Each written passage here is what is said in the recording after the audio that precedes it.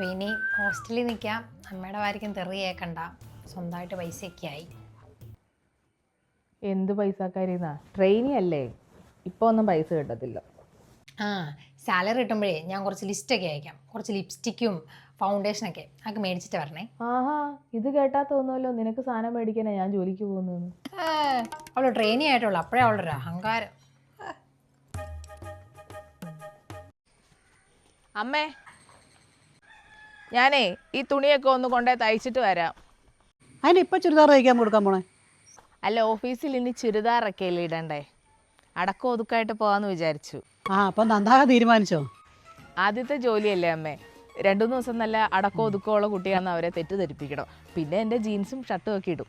ഓ, നന്നാകത്തില്ല. എന്നാലും ഒറ്റയ്ക്കാണോ തയ്ക്കാൻ പോണേ? ഇല്ല, അവളെയും വിളിച്ചോണ്ട് പോകാനാ. എന്നാൽ പോയിട്ട് വരാവേ. ഡീ, എന്നാ ജയ്സു, പണിയിലാണോ? ആ, കുറച്ച് തുണി അലക്കാൻ ഉണ്ടായിരുന്നു. എല്ലാവരൊക്കെ എന്തേ? മൂത്തതൊക്കെ ഒരു ജോലി കിട്ടി, എറണാകുളത്താണ് കിട്ടിയിരിക്കുന്നത്. അപ്പോൾ അവൾക്ക് അവിടെ ചുരിദാർ ഇടണം ഓഫീസിൽ, കാരണം അത് തയ്ക്കാനൊക്കെ കൊടുക്കാൻ പോയിരിക്കുക. ഓ, ഇനി ജയ്സുവിൻ്റെ കുറേ ഭാരമൊക്കെ കുറഞ്ഞു, നല്ല ആളായി പോയി കേട്ടോ. അപ്പോൾ അത് ട്രെയിനി ആയിട്ടല്ലേ, ഇപ്പോൾ സാലറി ഒന്നും കിട്ടത്തില്ല അധികമൊന്നും. ഞാൻ വന്നതേ ഒരു കാര്യം പറയാനായിട്ടാണ്. നാടോടി സ്ത്രീകളില്ലേ കറങ്ങി നടപ്പുണ്ട്, അവർ വീടിൻ്റെ പുറത്ത് കിടക്കുന്ന സാധനങ്ങളെല്ലാം പിറകെ കൊണ്ട് പോകുന്നുണ്ട്. നിങ്ങളുടെ പാത്രവും സാധനവും എല്ലാം ഒന്ന് സൂക്ഷിച്ചകത്ത് വെച്ചോണേ. ഓ, ഇപ്പോൾ അങ്ങനെയായോ? അമ്മ ഞങ്ങൾ പോയിട്ട് വരാം.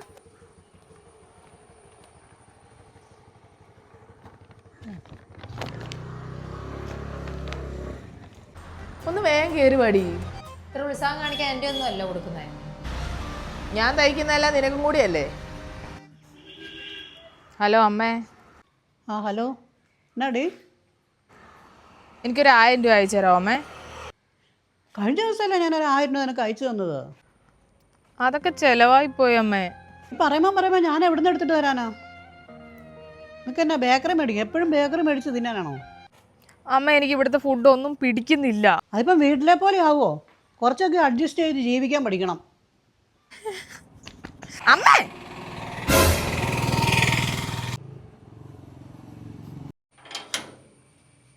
ആ എനിക്ക് നടന്നു പോന്നോ? എന്നെ വിളിക്കത്തില്ലായിരുന്നു, ഞാൻ വന്ന് പിക്ക് ചെയ്യുമായിരുന്നല്ലോ. എന്റെ ഫോൺ എടുത്ത് നോക്കണേ, എത്ര പ്രാവശ്യം കിടന്ന് വിളിക്കണം. ഫുൾ ടൈം സൈലന്റാ. അയ്യോ, അവളുടെ കോലം കണ്ടില്ലേ? 2 ദിവസം കഴിഞ്ഞ് കല്യാണത്തിന് ചെല്ലുമ്പോൾ എല്ലാവരും എന്നാ പറയുമോ? അതിന് എൻ്റെ ഒന്നും അല്ലല്ലോ കല്യാണം നടക്കുന്നത്. ഓ, അവൾക്ക് പിന്നെ നാവിനൊട്ടും കുറവില്ല. നോക്കിയോ, അവള് കല്യാണത്തിന് വരികയല്ല, അവൾ എന്തേലുമൊക്കെ പറഞ്ഞ് ഒഴിയും.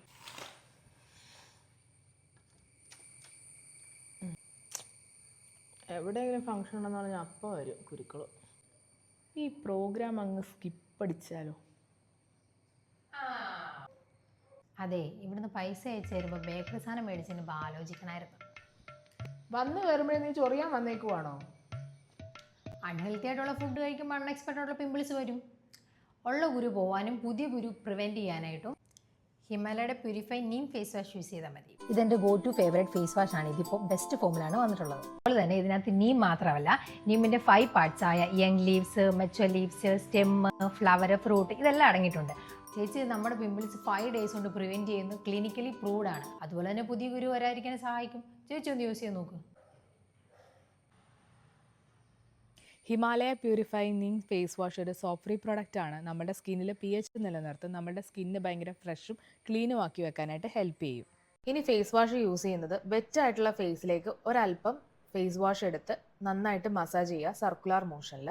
ശേഷം ക്ലിയർ വാട്ടറിൽ നമുക്ക് ഫേസ് വാഷ് ചെയ്യാവുന്നതാണ്. ഇത് നമുക്ക് ഡെയിലി 2 times യൂസ് ചെയ്യാം. അപ്പോൾ തന്നെ നല്ലൊരു റിസൾട്ട് കിട്ടും. അപ്പോൾ പ്രൊഡക്റ്റ് പർച്ചേസ് ചെയ്യാനായിട്ട് ഹിമാലയയുടെ ഒഫീഷ്യൽ വെബ്സൈറ്റിലും ആപ്പിലും അവൈലബിൾ ആണ്, ആമസോൺ, ഫ്ലിപ്കാർട്ട്, നൈക്കയിലും. ഇനി എൻ്റെ ഡിസ്ക്രിപ്ഷൻ ബോക്സിൽ ലിങ്ക് വഴിയാണ് പർച്ചേസ് ചെയ്യുന്നതെങ്കിൽ നിങ്ങൾക്ക് ഡിസ്കൗണ്ടും കിട്ടും. അപ്പോൾ എല്ലാവർക്കും ഹാപ്പി ഷോപ്പിംഗ്.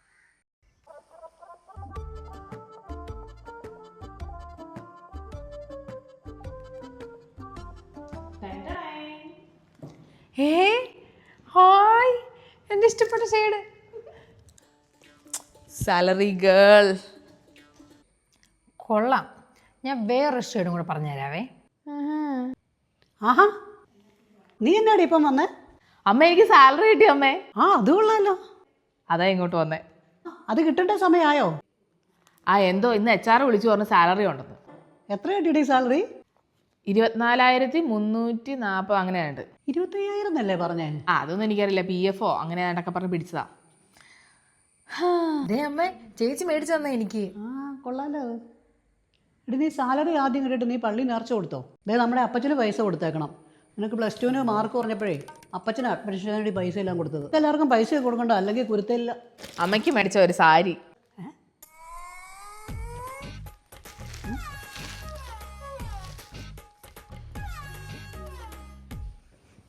ആ ഇത് കൊള്ളാലോടി, അടിപൊളിയാണല്ലോ. അമ്മ, ഞാൻ പള്ളിയിൽ എത്ര ഇടണ്ടേ? അത് ഞാൻ പറയാട്ടോ.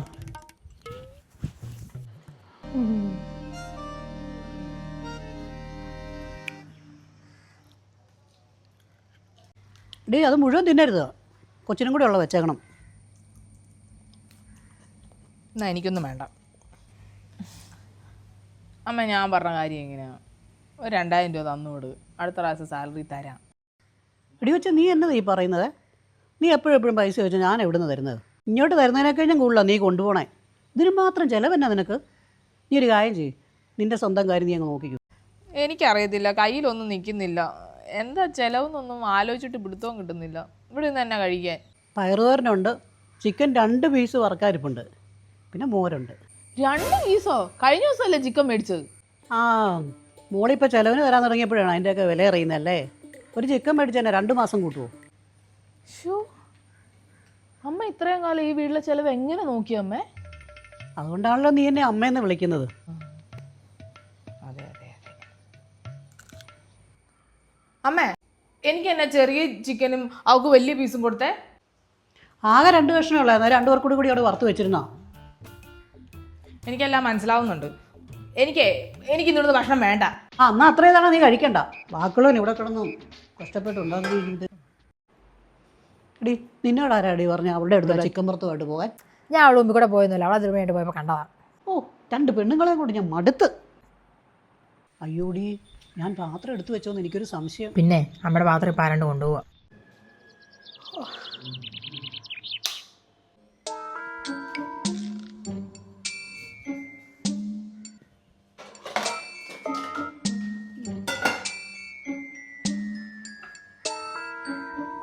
അയ്യോ, എൻ്റെ പാത്രം എല്ലാം പോയല്ലോ. ആ നാടോടി സ്ത്രീ കൊണ്ടുപോയെന്ന് തോന്നേ. എന്നാ അമ്മേ, എന്നാ പറ്റി? ഞാനിവിടെ കഴുകി കമത്തി വെച്ച കലം പോയടി, ഞാൻ മറന്നുപോയത് എടുത്ത് അകത്ത് വെക്കാനായിട്ട്. എൻ്റെ അമ്മയും കിടന്ന് അലക്കാതെ. പോടി അവിടുന്ന്, എൻ്റെ പാത്രമല്ലേ പോയത്. അമ്മ ഇങ്ങ് വന്നേ, ദേ കിടക്കുന്ന അമ്മയുടെ നാടോടി സ്ത്രീ. എന്നാ ആ കട്ടിലോട്ട് നോക്കമ്മേ.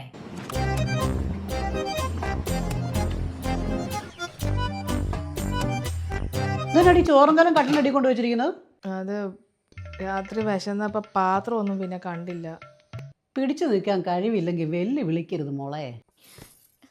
എൻ്റെ നാടോടി സ്ത്രീ.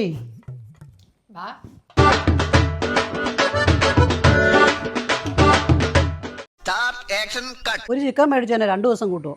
അല്ല സോറി, 2 ദിവസം. 2 മാസം. സോറി. അതെ. എന്തോരം ചിലവുണ്ടെന്നറിയാവോ? നമ്മൾ കുറച്ച് ലിസ്റ്റൊക്കെ അയക്കാം, കുറച്ച് ഫൗണ്ടേഷൻ്റെയും ലിപ്സ്റ്റിക് ഷെയ്ഡ് കൊണ്ട് പോകുന്നു.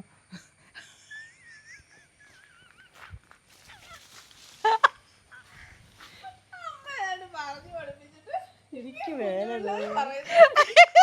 മോളമാരി ഇങ്ങോട്ട് ഇച്ചിരി നടന്നിങ്ങനെ ഞാൻ വന്നത്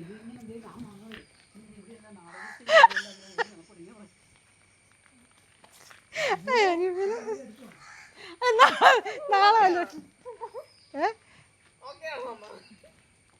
ജസുമാറിന് വിളിച്ചിട്ട് ജസുമാടെ എടുത്ത് കഴിഞ്ഞോ?